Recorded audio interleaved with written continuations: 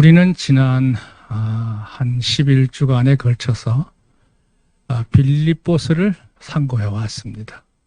이제 큰 단원이 끝맺음이 되고 골로새로 들어왔습니다. 자, 우리가 오늘 들어온 이 골로새 아주 중요한 책입니다. 왜 그러냐면 이걸 흔히 이름하여 옥중서신이라고 합니다. 여기 주보 옆에 나왔죠. 간주에. 옥중서신은 실제적으로는 5권이 옥중서신인데요. 일반적으로 신학자들이 구분을 할 때는 보통 4권만 옥중서신이라고 이렇게 얘기합니다. 왜 그러냐면 사도 바울이 로마 감옥에 연금이 됐을 때 1차는 연금 생활을 합니다. 그러다가 2차에는 제대로 말할 때 투옥이 된 거죠. 완전히 지하 감옥에 감금이 돼서 순교할 때까지 지내게 되는데요. 그 1차 연금 생활을 할 때 에베소서, 빌립보서, 골로새서, 빌레몬서 이렇게 기록한 겁니다. 그래서 이걸 이름하여 옥중서신이라고 합니다. 그렇게 해서 우리가 이제 지금까지 에베소서도 봤고 빌립보서도 봤고 이제 오늘 골로새서 들어오게 되고 다음에 이제 빌레몬서로 넘어가게 될 텐데 이 서신들은 중요한 특징이 하나 있습니다. 첫째, 그걸 기록한 연대가 거의 비슷합니다. 그래서 흔히 말할 때 62년, 63년경 이렇게 얘기를 해요. 두 번째 특징이 있습니다. 이 4권은 그 서신이 향하는 그 수신자들이에요. 빌립보 교회에게 보낸 이 빌립보서, 이 빌립보서는 이치적으로 마게도니아 지역, 그러니까 유럽 지역에 속한 교회죠. 그 다음에 이제 에게해를 건너서 시작되는 소아시아 지역에 있는 지금의 터키죠. 3권의 서신을 보내는데 교회와 개인에게 보낸 편지다. 이런 얘기죠. 그 다음에 4번째 빌레몬에게 보내졌다. 빌레몬은 개인이죠. 한 개인에게 간략하게 보내는 이 서신이 바로 빌레몬서입니다. 자, 중요한 점은 5번인데요. 골로새서 교회의 경우 사도 바울이 에베소 훈련받은 에바브라가 전도하여 세운 교회라는 특징이 있다 그랬어요. 뭔 얘기냐면 골로새 교회는 사도 바울이 개척한 교회가 아닙니다. 사도 바울이 제3차 전도여행을 할 당시에 에베소에서 한 3년 동안 지내게 되는데요. 그런 가운데 이제 부지런히 전도도 하게 되지만 두란노 소원이라고 하는 곳을 이제 이렇게 임대를 해가지고 한 2년 넘게 그 지역에서 예수님을 구주로 영접한 사람들을 집중적으로 훈련을 시켜요. 일종의 제자 양육입니다. 그 제자 양육을 할 당시의 사람들은 대부분 훗날에 이제 소아시아 전역에 흩어져서 하나의 개척자들이 되는 거죠. 그 멤버 중에 하나가 바로 이 에바브라입니다. 에바브라 하면 비슷한 이름이 하나 더 있었죠. 지난번에 빌립보서를 할 때 에바브로디도 같은 사람이 아니냐 이렇게 말하는데 아닙니다. 다른 사람입니다. 이 에베소 사역을 할 때 에바브라가 예수님을 구주로 영접한 이후에 그 생애를 헌신을 해서 정말 열렬한 전도자가 됩니다. 사도 바울이 이제 그것을 떠난 후에 에바브라는 골로새에 가서 복음을 전도해서 그곳에다가 이제 가정교회를 시작해요. 자, 이 골로새에 대해서 우리가 좀 더 알 필요가 있는데요. 여기 보세요. 2번째 문단에 골로새는 에베소 동쪽 약 한 160km 내륙에 위치한 도시입니다. 이게 굉장히 중요한데요. 왜 그러냐? 2번에 보면 에게해를 접하는 에베소로부터 에게해가 적해로 들어가는 입구거든요. 이 에게해로부터 시작해서 에게해에 가장 인접한 도시가 바로 에페소스라고 하는데요. 에베소가 있어요. 이 에베소서로부터 시작해서 소아시아 지역의 내륙이라고 할 수 있는 여러분 잘 아시는 비시디아 안디옥 들어보셨죠? 사도 바울이 1차 전도여행 때 전도했던 지역입니다. 비시디아 안디옥. 그곳을 거쳐서 다시 이제 내륙으로 계속 동쪽으로 이동하는 길이 있어요. 그러니까 소위 말하면 에게로부터 시작해서 동서로 횡단하는 긴 이 내륙의 도로망에서 빼놓을 수 없는 지역이 바로 골로새입니다. 그 길목에 있는 골로새인데요. 이것은 아까 말했던 에베소로부터 약 한 160km 정도 떨어져 있는 지역이 골로새고요. 다시 거기서 출발해서 계속 동쪽으로 연결되면 지금의 시리아 지역에 있는 그 메소포타미아 지역까지 연결되는 도로예요. 제가 구글 맵을 보면서 한 가지 흥미로웠던 사실은 이 터키 지도를 이제 이렇게 하늘에서 찍은 사진이 이렇게 올라오지 않습니까? 이렇게 보니까 마치 사람의 이마에 큰 주름이 있는 것처럼 이렇게 굵직굵직한 큰 산맥이 서쪽에서 동쪽으로 연결되어 있어요.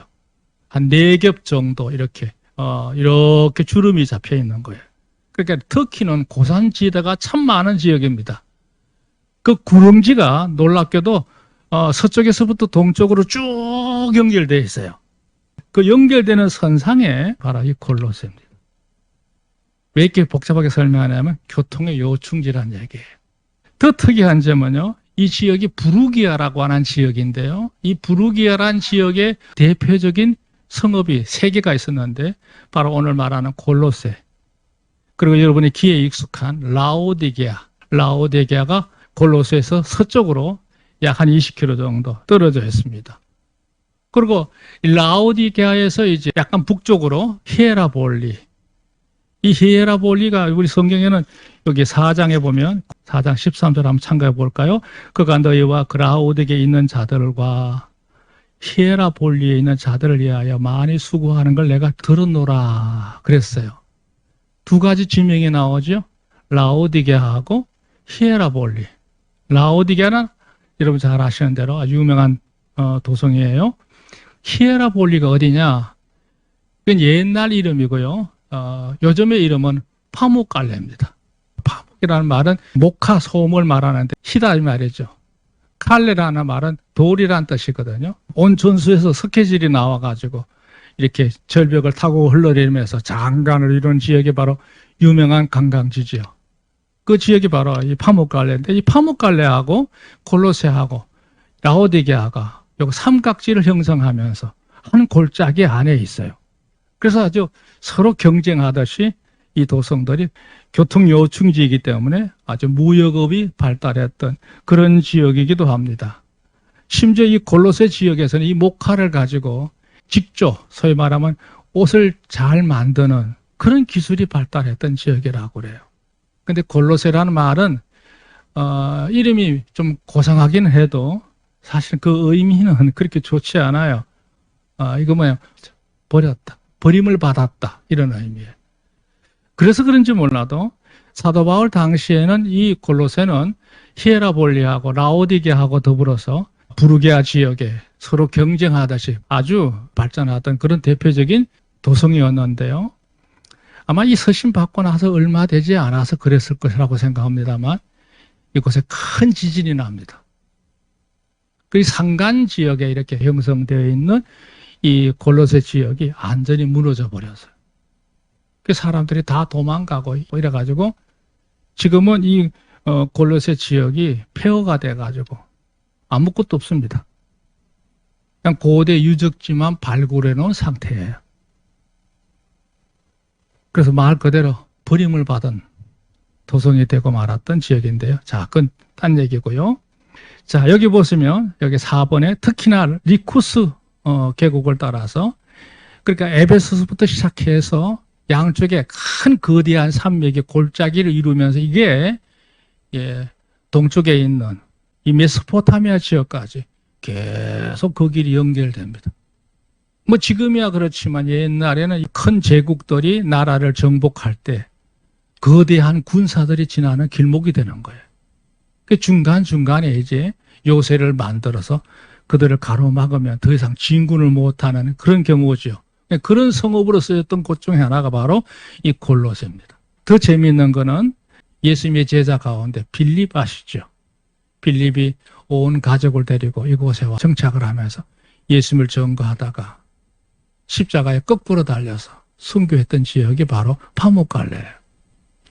지금도 그 파묵갈레에 가면 대부분의 관광객들은 뭐 성지순례 가도 그렇고 그냥 석회로 이루어진 그 파묵갈레의 그 온천만 구경하고 오는데요. 사실 그 산등성에 올라가면 그곳에는 빌립을 기념하는 기념교회가 있고 빌립을 안장했던 무덤이 지금도 보존되어 있는 상황이에요. 자, 여기 지도 보시면 에페소, 히에라볼리, 라오디게아, 골로새.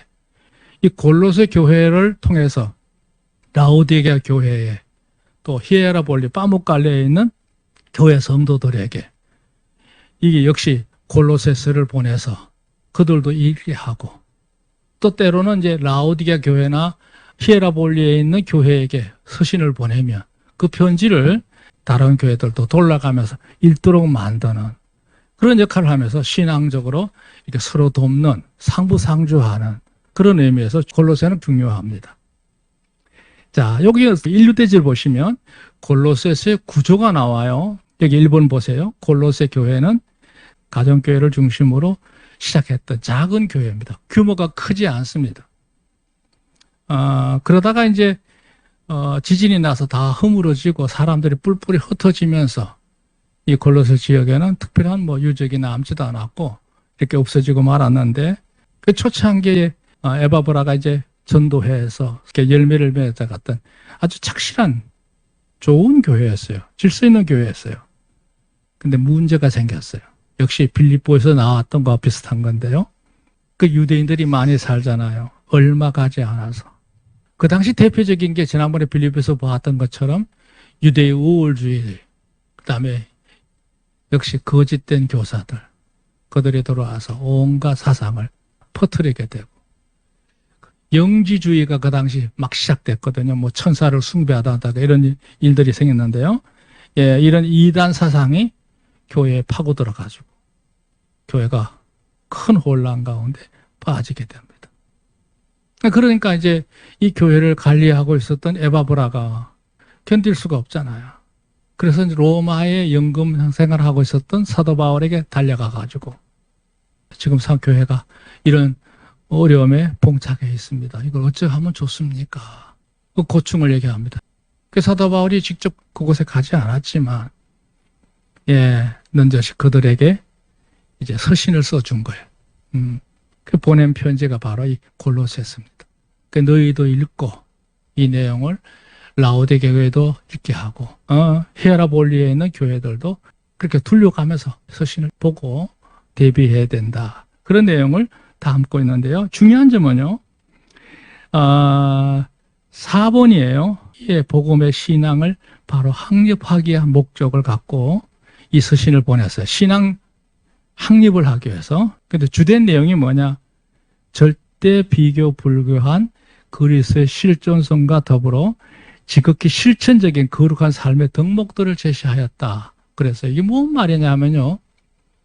여러분이 보셨다시피 지난번 빌립보서 같은 경우에는 사도 바울이 직접 개척한 교회 아닙니까? 그래서 건면할 때 특히 2장부터 들어가면요. 서신의 그 말씨라고 할까요? 갑자기 개들을 삼가하라. 행학자들을 삼가하라. 이러면서 아주 강력하게 격해집니다. 마치 그 전투적인 모도의 서신이라고 할 수 있어요. 근데 상황은 똑같아요. 빌립보 교회가 처한 상황이나 골로새 교회가 처한 상황은 똑같은데 골로새 교회를 향해서는 그 태도가 정반대예요. 너무나 부드럽게 점잖은 마음으로 교우들에게 이렇게 교훈하는 장면이 나오는데요. 그 왜 그럴까? 빌립보 교회는 그렇게 강하게 가더니 골로새 교회는 왜 그래야 되지? 이렇게 생각할 수 있는데요. 그 이유가 있습니다. 아까도 얘기했죠. 빌립보는 직접 개척을 하는 교회이기 때문에 사도 바울이 어떤 사람인지를 잘 알잖아요. 교우들이. 그러니까 강하게 얘기해도 그것을 오해하지 않고 충분히 받아들일 수 있는 상태예요. 근데 골로새 교회 같은 경우에는 교우들을 상면한 적이 없단 말이에요. 간접적으로 에바브라는 제자를 통해서 얘기를 듣고 거기에 대해 대처하는 서신을 보내는 과정이니까 그 내용이 혼을 내서 격리한다기보다는 부드럽게 이제 교훈하는데 어떤 내용이냐? 우리가 섬기는 예수님이 제일 귀한 분이다. 예수님에 대한 실존의 절대성을 강조해요. 무슨 얘기냐면 이거죠. 너희가 이렇게 해서 잘못됐다. 이렇게 상대를 꾸짖고 질책하기보다는 우리가 섬기는 예수님이 정말 귀한 분이다. 절대적인 분이다. 유일한 분이다. 우리가 모신 예수님에 대해서 자랑하는 내용으로 골로새서를 기록하고 있어요. 그래서 우리가 이 골로새서를 묵상하다 보면 아, 예수님을 섬기는 것이 정말 귀한 거구나. 그런 자부심을 가질 수 있는 내용이 골로새서예요. 그리고 이제 또 하나 얘기가 뭐냐면 진짜 하나님을 섬기는 사람들은 이렇게 사는 거다 하는 그 모범된 삶의 모습을 예시를 이렇게 보여주는 내용이 골로새서예요. 그래서 부드럽게 먹을 수 있는 교훈의 내용이 골로새서에 다 모여 있어요. 오늘 앞으로 그거를 우리가 보게 될 겁니다. 여기 도표 하나 만들었죠. 예, 역시 서신이 길지 않기 때문에 반반 나누어서 교리적인 부분이 1장, 2장이고요. 3장, 4장은 성도들은 이렇게 사는 거다. 그리스도 안에 있는 신앙의 덕목들을 언급하고 있는 게 이 골로새서거든요. 골로새서를 읽어보다 보면요, 우리 자신이 느끼는 바가 아주 많을 거라고 생각합니다. 자, 두 번째 되지. 믿음, 소망, 열매 그랬어요. 위에 도표에 보시면 그리스도의 우월을 나눌 때 6개 항목을 제시해 놨잖아요. 은혜, 믿음, 소망이 하나 있고 지식, 열매, 인내가 하나 있는데요. 이 6개 항목을 다시 더 이렇게 줄인다고 할까요? 이렇게 뭉치면 이 개념으로도 설명할 수 있어요. 믿음, 소망, 열매. 왜 그런지 거기에 1절에 보세요.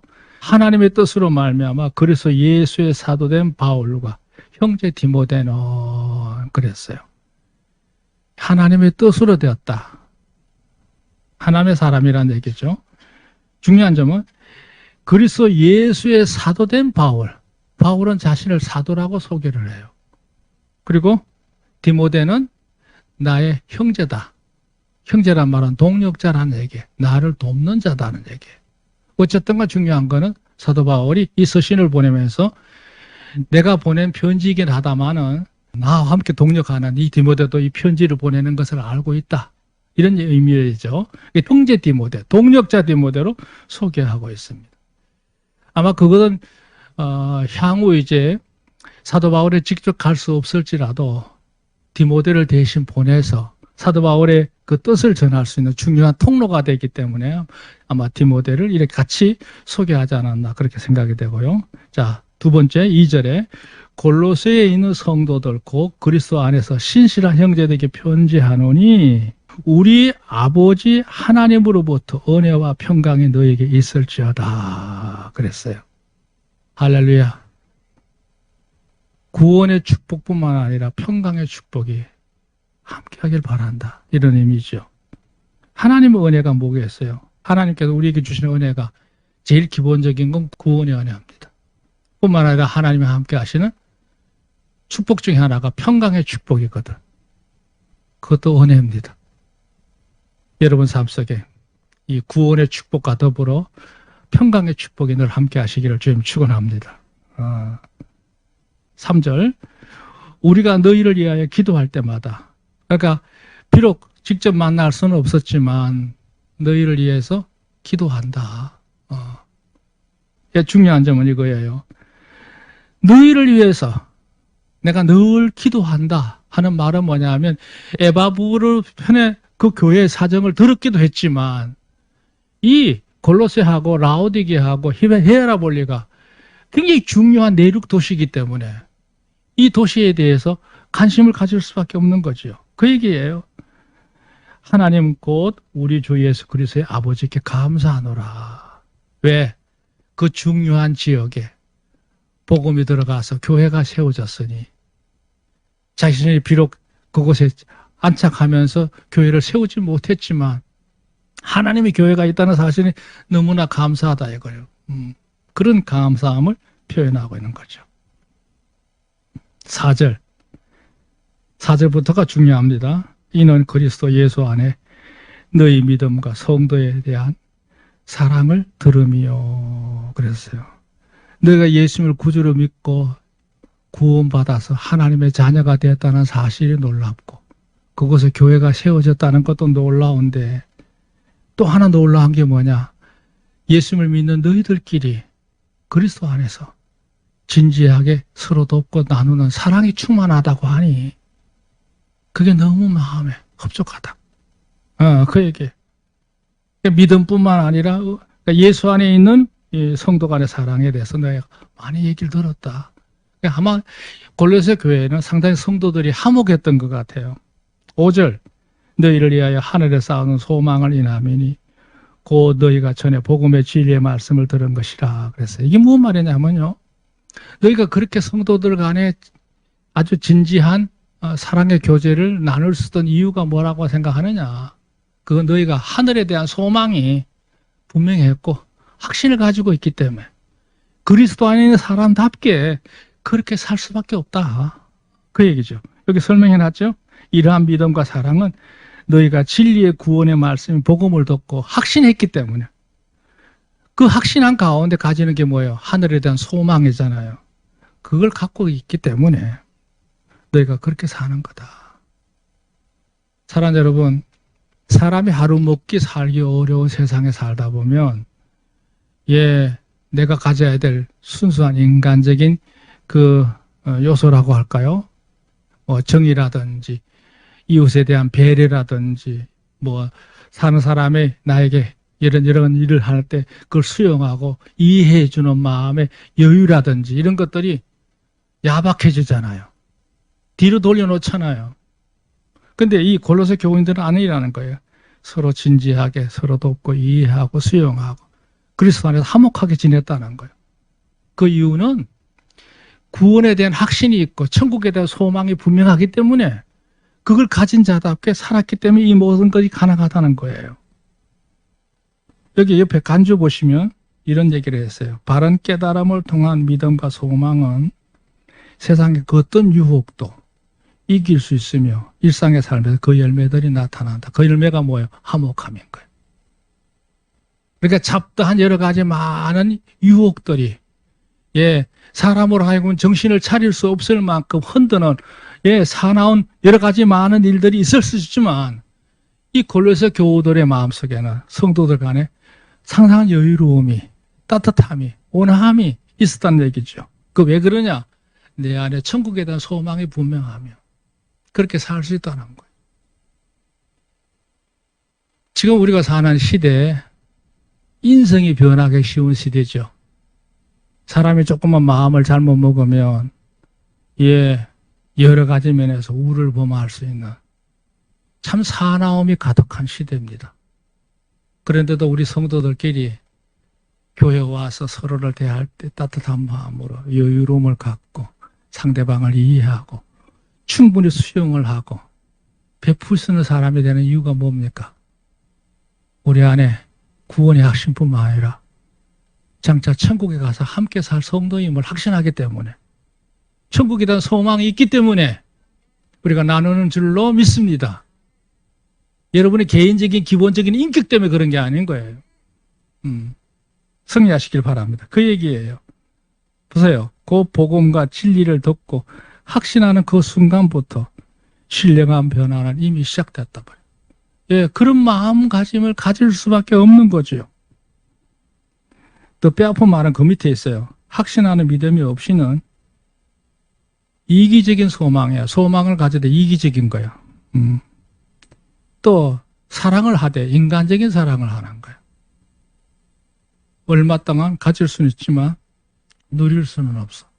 그러나 우리가 나누는 진정한 성도의 교제함은 주님 오실 그때까지 여러분의 세상을 다 하는 그날까지 온전히 이루시기를 주의 이름으로 축원합니다. 그 의미가 여기에 다 담겨 있습니다.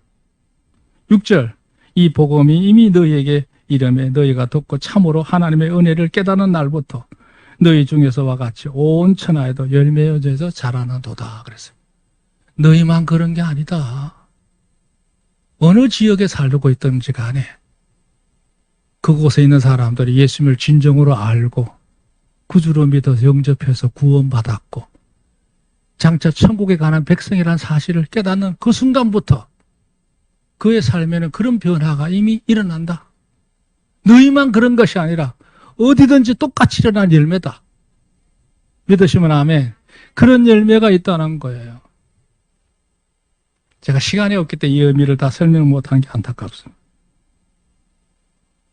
5번 설명이죠. 너희가 예수 그리스도를 통해 구원을 알고 나오고도 너희에게 이러한 일들이 일어났는데 이는 어느 곳에나 이런 열매는 나타나는 거다. 너희가 특별한 대단해서 그런 게 아니다는 얘기죠. 예, 이건 상대방을 비하하는 말이 아닙니다. 그건 당연히 그렇게 일어나야 한다. 정상적이다. 이런 의미예요. 7절 이와 같이 우리 함께 된 종된 사랑하는 에바브로에게 너희가 배웠나니. 나를 대신해서 에바브로는 나의 제자다 이거죠. 그 에바브로를 통해 너희가 배우지 않았느냐. 그는 너희를 위하여 그리 신실한 일꾼이요 그랬어요. 신실한 일꾼. 에바브로도 괜찮은 사람이다. 좋은 제자다. 그의 말을 잘 따라서 가르침을 받으라 이런 얘기예요. 성령 안에서 너희의 사랑을 우리에게 고한 자니라. 너희에 대해 좋은 얘기만 나에게 많이 얘기했다. 사람이 의심하게 되면 혹시 가서 우리 험담한 거 아니야? 이렇게 된 거잖아요. 아니다. 너희에 대해 너무 좋은 얘기 많이 들었다. 내가 에바보다를 신뢰한다. 너희에게 추천할 만하다. 그러니까 내가 아니더라도 이 에바부를 통해서 깨우침을 받는 대로 잘 배워서 그렇게 살아가기를 원한다. 그런 당부함이 바로 여기 7절, 8절에 담겨 있는 거죠. 이 중요하거든요. 할렐루야.